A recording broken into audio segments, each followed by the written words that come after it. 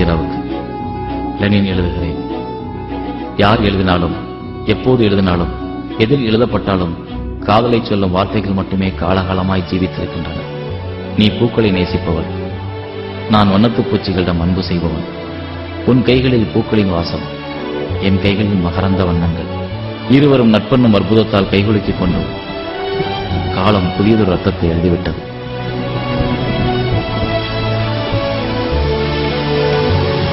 உனது எண்ணம் காதலாய் மாறியிருப்பது உன் கடவுளால் ஆசீர்வதிக்கப்பட்டிருக்கிறது நதிரா.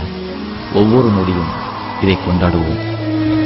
காற்றும் காதலும் கதவை தட்டி அனுமதி பெற்று உள்ளே வருவதில்லை. இதை இயற்கையின் நியதி.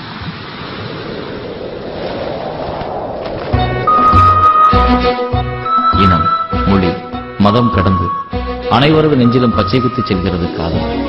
சூரியன், நிலவு எல்லாவற்றையும் விட இவ்வுலகிற்கு காதலே ஒளியூட்டியிருக்கிறது.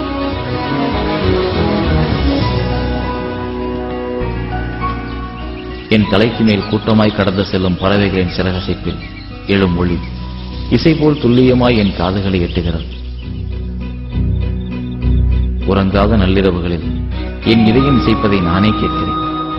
உயிரின் ஒவ்வொரு அணுவிலும் பிரளயத்தை உருவாக்கிவிட்ட காதலின் சக்தியை நான் எப்படி சொல்வேன்? சந்தோஷமாயிருக்கிறது நதிரா. அழகு எனும் சொல்லின் ஒட்டுமொத்த அர்த்தமும் நீதான் நதிரா. உன் உள்ளம் கொள்ளை அழகு, உன் இலக்கிய பேச்சு எல்லையில்லா அழகு. மொத்தத்தில் நீ தமிழின் அழகு. இந்த இனிய கடிதம் எழுதும் அதே வேளையில் என் கண்களுக்குள்ளே நின்று கொண்டிருக்கும் உன் அழகு முகம் காண என் இதயம் அலைகிறது.